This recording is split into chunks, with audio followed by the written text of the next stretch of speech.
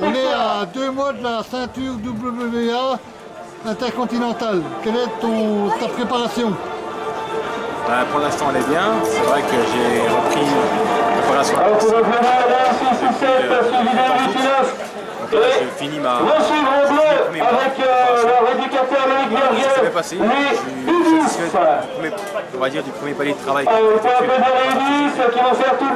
Prochainement, on va commencer encore à aller dans le dur. On va commencer à augmenter un petit peu la charge de travail avec l'aspect tactique qui va commencer prochainement. Et puis on sera prêt pour c'est vrai que ce qui est bien, c'est que j'ai un combat de préparation. Et puis après, on aura un mois pour affiner quelques détails. Tu connais déjà ton adversaire? Alors on est à un jour, je pense, un jour de connaître. La WBA va statuer très prochainement. J'ai eu mon agent encore récemment qui me supposait 2 adversaires plausibles sur l'événement. On attend simplement de savoir lequel ça va être pour après affiner au niveau des paris de partenaires. Et puis commencer à travailler en termes de vidéo pour voir quel sera l'adversaire qu'on aura à faire.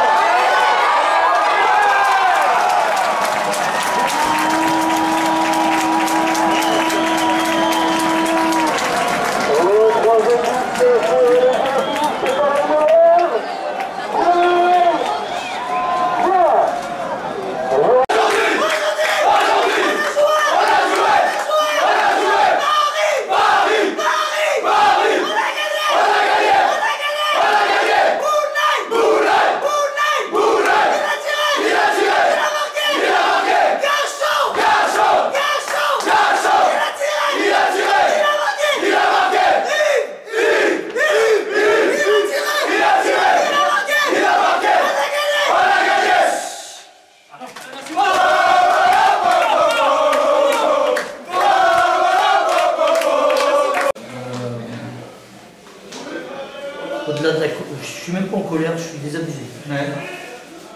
Simplement. Par l'aspect défensif encore une fois, par la gestion du carton rouge. Je suis désabusé par rapport à ce qui est fait dans la semaine et ce qui est reproduit le samedi.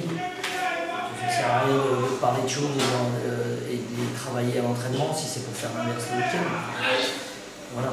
Tout le monde satisfait de la victoire, moi je suis plutôt inquiet de ce qui nous attend. Au niveau du contenu, quoi, tu veux dire que ça... Oui, toujours 11 contre 10,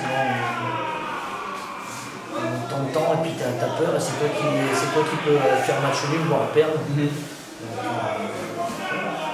Quand tu dis que du coup c'est que qu'ils n'appliquent pas les consignes que tu donnes avant le match, je pense que dans tout club, généralement, il y a un entraîneur, voire un guide. Dans certains clubs, je pense à des gens comme Guardiola, Ancelotti, Zidane et compagnie. Il y a des clubs où il y a des entraîneurs. Sauf que chez nous, je pense qu'il y a beaucoup trop d'entraîneurs, mais que c'est pas moi actuellement. C'est pas une question d'autorité, c'est je pense que chacun veut faire ce qu'il veut. Normalement, voilà, on donne des consignes, à partir du moment où elles ne sont pas respectées, on se met en danger, et on s'est mis en danger plein de fois. Une fois à mi-temps, maintenant, extrêmement... on dit des fois qu'il y a des défaites encourageantes. Moi, je pense que c'est une victoire inquiétante. Ouais, c'est ce que j'allais dire. Au final, tu sors de deux victoires consécutives, mais paradoxalement, tu ne ressors pas forcément avec plus de certitude et de... Mais on ne peut pas en avoir de certitude. Pour moi, en football, déjà, on ne peut pas en avoir. On peut avoir des convictions, mais des certitudes... voilà, à part des très gros clubs, ils ont certaines certitudes parce qu'ils ont les meilleurs joueurs. Mais on ne peut pas se permettre d'avoir des certitudes, sachant qu'on vient de prendre quand même 5 buts en 2 matchs. Alors on va me dire on en a mis 6, mais vu la prestation qu'on fait aujourd'hui, elle est pour moi inquiétante, parce que on gagne le match, et à 11 contre 10, ça aurait été à 11 contre 11, je ne sais pas ce qui serait passé, mais j'arrive pas à comprendre que ça se dilapide en l'espace de quelques minutes.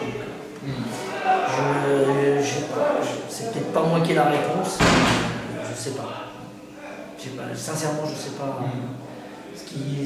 Actuellement, ce qu'il faut faire, si les joueurs se contentent de ça, bah, c'est bien dommage. Parce que je pense qu'il y a moyen de mieux faire, mais pour l'instant, on n'est pas dans le tempo pour moi du championnat, d'une équipe qui veut faire mieux que l'année dernière. D'accord, ça marche. Boisson Thibault pour les infos du sport, je suis avec le coach du Paris Saint-Germain. Alors aujourd'hui, une défaite 3-2 face à Jura Sud, une grosse déception, je pense. Bah, je pense que vous avez résumé, c'est la frustration qui l'emporte. Que de cadeaux, mais ça fait 3 matchs à l'extérieur, ce n'est que des cadeaux. Donc c'est pour ça qu'il va falloir qu'on grandisse et puis qu'on ait un peu plus de maturité dans notre jeu. On a vu que même à 10, on était capable de malmener cette équipe de Jura Sud. Je pense que les garçons n'ont pas été récompensés parce que presque avec autant d'efforts, un nul aurait été presque équitable. Parce qu'on a tellement eu la main mise sur cette rencontre, pas forcément même en danger. C'est dommage, alors il va falloir continuer à travailler pour limiter ces erreurs qui nous coûtent très cher. Ça a été le même scénario à Saint-Louis, ça a été le même scénario à Andrézieux et celui-ci commence à faire beaucoup. On offre des points aux adversaires et c'est extrêmement frustrant comme vous l'avez dit. Alors je pense qu'aujourd'hui, sur les buts, il y a une grosse erreur du gardien quand même. Exactement, vous avez incriminé le gardien sur le 3e but, mais il ne faut pas oublier l'erreur monumentale de mon défenseur central sur le premier, et le gardien est de nouveau incriminé sur le 2e. Et vous savez, c'est ce que je vous disais, à Andrézieux, c'était mon défenseur central qui en fait une, et à Saint-Louis, c'était mon autre gardien. Donc si vous voulez, voilà, c'est jamais le même joueur, mais il y a toujours un joueur dans l'équipe qui fait une erreur, et dès qu'on fait une erreur, nous, on le paye cash. Et on n'a jamais autant de cadeaux de nos adversaires, malheureusement. C'est comme ça. C'est le football, mais en ce moment, ça ne tourne pas forcément pour nous. On va continuer à travailler et forcer le destin pour que la roue tourne et qu'on ait ce petit brin de réussite pour, comme ce soir, au moins ne pas perdre. Parce que, je le redis, je pense que le partage des points aurait été équitable ce soir. Eh bien, merci.